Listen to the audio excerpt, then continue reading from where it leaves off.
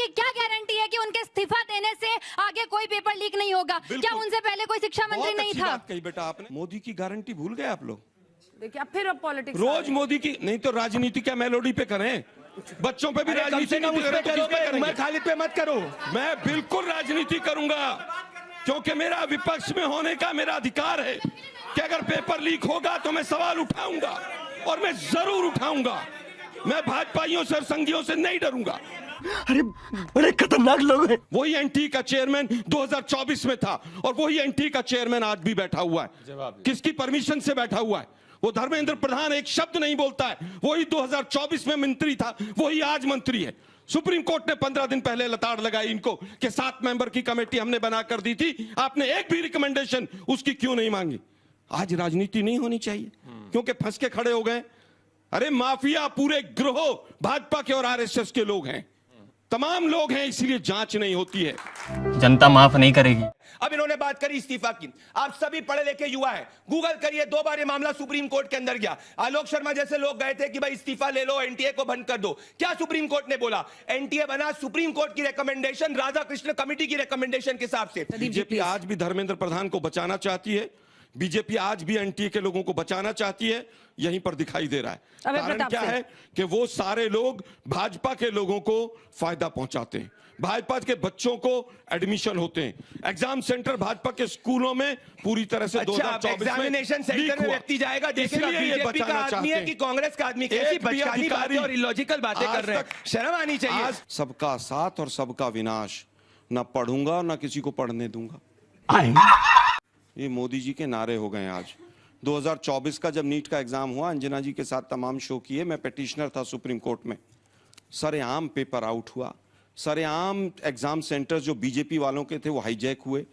वही AP centre उस समय पे थे, बहादुरगढ़ हो, सीकर हो, तमाम जगह, झज्जर हो। 4 दिन का विंडो दिया कि आप एग्जाम सेंटर चेंज कर सकते हैं। 40,000 बच्चों ने एग्जाम सेंटर चेंज किया, उसमें से 26,000 पास हो गए और कह रहे साहब कुछ हुआ ही नहीं था। अभी भी जो एनटीए की टीम गई पार्लियामेंट्री कमेटी के सामने, उसने कहा कि पेपर तो आउट हुआ ही नहीं। विश्व गुरु हैं साहब हम, एक पेपर ढंग से करा नहीं सकते पर विश्व गुरु हैं हम। मेलोडी बांटते घूम रहे हैं पूरे विश्व के अंदर। सेना की मदद लेंगे साहब, अब निकम्मे लोग बैठे हुए हैं। आज एक काम होता है, नीट का पेपर हुआ नहीं, उसके बाद सीबीएसई का हो गया, फिर वो यूजी वाला हो गया, फिर तीसरा हो गया, फिर एसएससी का हो गया। कारण क्या है कि एजुकेशन सिस्टम को इन्होंने पूरी तरह से, जो इनएफिशिएंट लोग हैं, नॉन कैपेबल लोग हैं, केवल आरएसएस और बीजेपी की बैकिंग होनी चाहिए, अंधभक्त होने चाहिए, और कोई सवाल उठाए तो उसको पाकिस्तानी कह दो, उसको देशद्रोही कह दो, उसको जॉर्ज सोरोस का एजेंट कह दो, उसको डीप स्टेट कह दो। अरे तुमसे वेबसाइट हैक हो रही हैं, पेमेंट के मॉडल नहीं खुल रहे हैं, सीबीएसई जैसी संस्थान का भट्टा बैठा दिया। 2013 में इनके पास एचआरडी मिनिस्ट्री था, इन्होंने बोला एनटीए बनाओ। एनटीए हमने बनाया क्योंकि हर कमेटी ने बोला। मैं मानता हूं गलत हुआ है, पर अगर ये सोचे इसके नाम पे सत्ता पे आ जाएंगे, आप लोगों को सड़क पर बैठा देंगे, राजनीति चमकाएंगे, ये हम होने नहीं देंगे। जिम्मेदारी हमारी है, झूठे लोग ये हैं। लेकिन एक सेकंड, इन्होंने कहा कि यूपीएससी के चेयरमैन को हाईकोर्ट ने हटा दिया। भाई हाईकोर्ट की क्या पावर होती है कि हाईकोर्ट ने हटाया? चेक कर लीजिए। फिर कहूंगा उत्तर प्रदेश के अंदर अनिल यादव को समाजवादी पार्टी की सरकार ने बनाया था, हाईकोर्ट ने उसको तड़ीपार घोषित करा था और वो हटा था। आप मुझे बताइए ना, मैं कौन सी कोर्ट नहीं कर रहा हूं। ना प्रदीप जी, मैं जवाब दूंगी, जल्दी से पूरा कीजिए, जब सवाल भी पकड़ी जाती है तो चिल्लाने लगते हैं। आप कुछ भी नहीं पकड़ पा रहे हैं, आप बात ही नहीं कर रहे। सारी पोल खोल के रख दिया, आप खुद ही पोल खोले, आप क्या पोल खोलेंगे किसी की? भाई ऊपर से नीचे तक पोल खोले। मैं चुप हो जाता हूं। आप लोगों के जानकारी के लिए बता दूं, एनटीए जो है वो एक एनजीओ है। एक एनजीओ 2017 में बनी, 18 में काम शुरू हुआ, 18 में पेपर लीक, 21 में लीक, 24 में लीक, 25 में लीक, 26 में लीक। और उसके बाद कह रहे हैं कि साहब इस पर राजनीति नहीं होनी चाहिए। राजनीति होनी चाहिए हिंदू मुसलमान पे, गाय पे, गऊ पे, गंगा पे, इन पे राजनीति होनी चाहिए, बच्चों के भविष्य पे राजनीति नहीं होनी चाहिए। आरएसएस का कोई मतलब नहीं है एजुकेशन का। पूरी की पूरी जो एजुकेशन सिस्टम के ऊपर जो कमान है वो आरएसएस और बीजेपी के तमाम भ्रष्ट लोगों ने कब्जा कर लिया है। वाह! मैं आपसे एक चीज पूछना चाहता हूँ, आरएसएस के फुल फॉर्म के अलावा कुछ और बता सकते हैं आरएसएस के बारे में? आरएसएस के बारे में कहा कि फुल फॉर्म के अलावा आरएसएस वो संगठन है जिसने आज तक अपना रजिस्ट्रेशन नहीं कराया है। आरएसएस वो संगठन है जो अंग्रेजों की मुखबरी करता था। झूठ। 60 आरएसएस वो संगठन है रुपए जिसने पेंशन कांग्रेसी जो लेकर भ्रष्टाचारी और बुलबुल पर जो उड़ता ब्रिटिशर्स हुआ की घूमता मुखबरी था। करते थे, जिसको RSS बनाने वो वाला है। ब्रिटिशर और था, RSS उसको का नाम- एक्सपोज किया। मैं तुम्हें अभी समझाता हूँ। इन्होंने एनटीए के चेयरमैन को, डीजी को 2024 में वहां पर बंधक बनाया सबका था, जवाब दूंगा। केवल जवाबदेही तय करने के लिए। ये आज तक कोर्ट के चक्कर काट रहे हैं। अब मैं जवाब ये एनएसयूआई के उस समय पर राष्ट्रीय अध्यक्ष थे। ये आज कितने बड़े बड़े प्रदर्शन हो रहे हैं। कुछ उनके लिए भी छोड़ दीजिए, वो भी मैं बोलेंगे। फिर कहूंगा हाँ, ठीक है। कि आज जो मुद्दा है वो पूरी तरह से शिक्षा को, जिस तरह से पहले भगवाकरण किया और आज भाजपा और आरएसएस के इन कैपेबल लोगों को पूरी तरह से सरेंडर कर दिया। क्या भूमिका आप लोग निभा सकते हैं ताकि इन बच्चों के साथ जो बीच मझधार में लटके हुए हैं इंसाफ हो? देखिए, मुझे लगता है कि इस मुद्दे पे राजनीति नहीं होनी चाहिए। बीजेपी के प्रवक्ता ने कहा राजनीति तो मेलोडी पे होनी चाहिए। इस मुद्दे पे कोई राजनीति नहीं होनी चाहिए। जिम्मेदार कोई नहीं है। पंडित नेहरू जी चले गए, मैं तो धन्यवाद करूंगा सर झुका के पंडित नेहरू जी का इनको नाम नहीं लिया कि वो जिम्मेदार थे।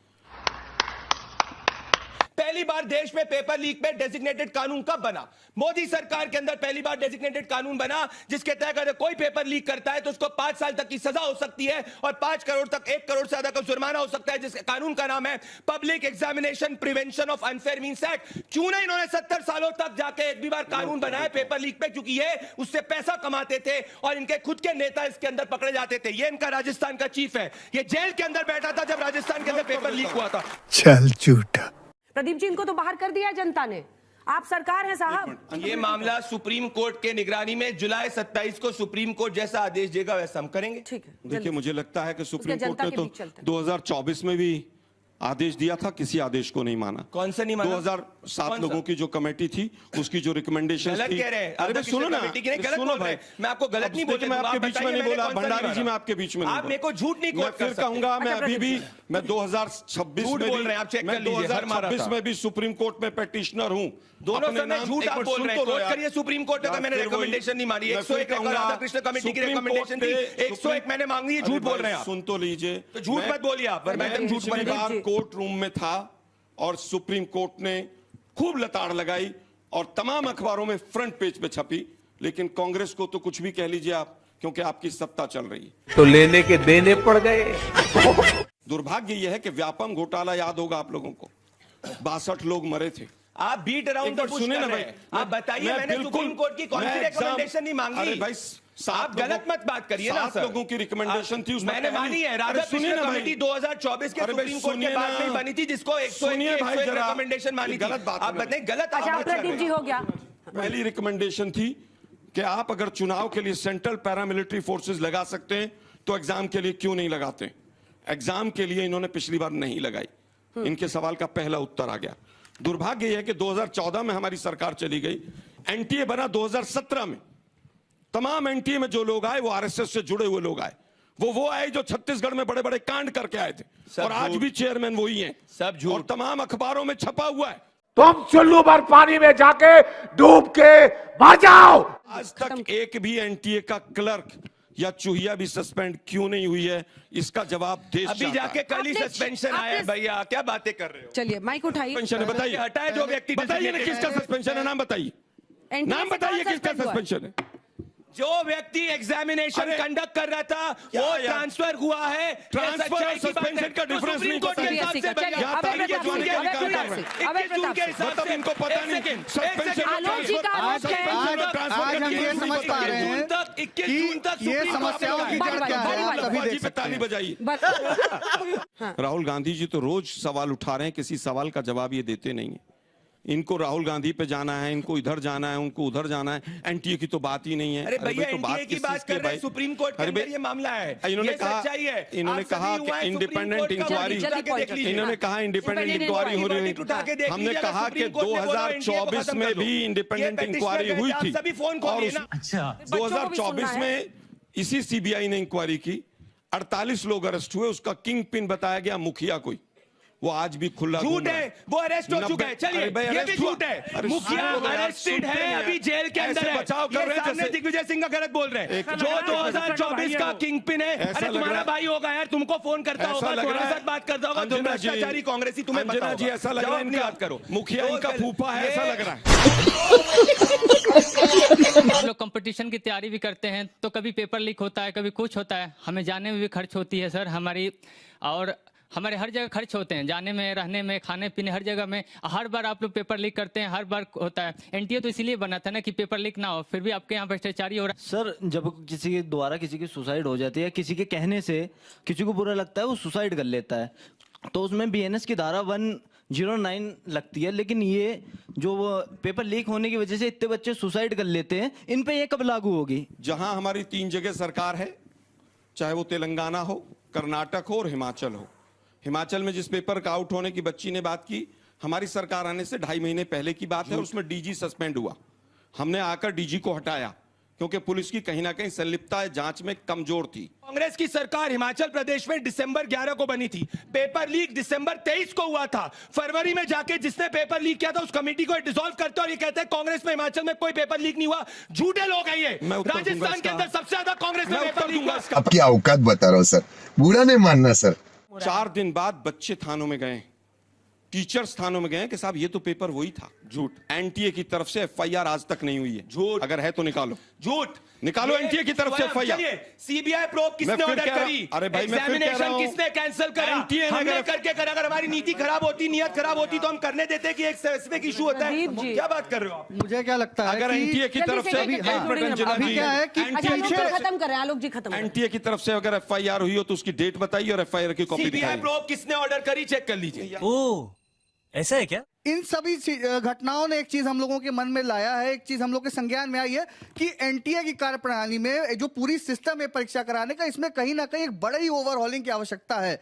इसको लेकर एबीवीपी पहले ही दिन से हम लोग इसको लेकर बात कर रहे हैं। हमने सरकार से मांग की जब पेपर लीक हुआ कि इसकी केंद्रीय एजेंसी सीबीआई से जांच कराई जाए। सीबीआई जांच चल रही है। जो भी दोषी होगा, किसी भी स्तर का होगा, कोई भी अधिकारी होगा, कोई भी व्यक्ति होगा, उसके ऊपर सख्त से सख्त कार्रवाई की जाए और नजीर पेश की जाए कि भविष्य में ऐसी चीज ना हो, क्योंकि लाखों विद्यार्थियों का मामला है। जहां तक शिक्षा के भगवाकरण की बात की जा रही है, तो आज शिक्षा का भगवाकरण नहीं हो रहा है, शिक्षा का भारतीयकरण हो रहा है। कोई सेंस है इस बात की? नहीं। ऐसी शिक्षा नीति, हर साल नीट का पेपर होता है, उसके बाद रिजल्ट से बड़ा डर ये लगता है कि तमाम बच्चे सुसाइड ना कर लें। कल के दिन एक बच्चे के सुसाइड हुआ, सुसाइड नहीं, वो हत्या करी गई। 2024 के अंदर मैंने खुले तौर पर देवेंद्र प्रधान जी के घर के बाहर गया, एनटीए के डायरेक्टर से मिलने गया कि इस पेपर में धांधली है, अभी अपने ऊपर लगाम लगा लो वरना 25-26 और मुश्किल में खड़ा हो जाएगा। तो धर्मेंद्र प्रधान जी प्रेस कॉन्फ्रेंस के माध्यम से बच्चों की बजाय एनटीए का बचाव करते नजर आते थे। बेशर्मो शर्म करो शर्म। अच्छा बात नहीं है।